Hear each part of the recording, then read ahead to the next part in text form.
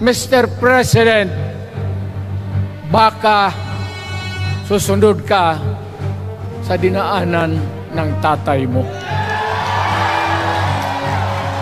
Diyan ako takot.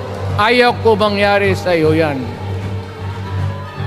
Pabor lang, ako namang nagmamakaawa kasi it will divide the nation at madugo itong panahon na ito. Pag pinilit mo ito, lalabas ka ng Malacanang kagaya noong panahon na pinalayas kayo. Alam ninyo, kung hindi na talaga ito mapigilan, nandyan ang military pati pulis, makinig kayo.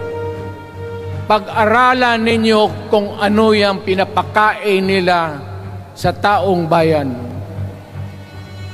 At pagka nakita ninyo kung ano ang mali, you correct it. Nasa inyong kamay na yan.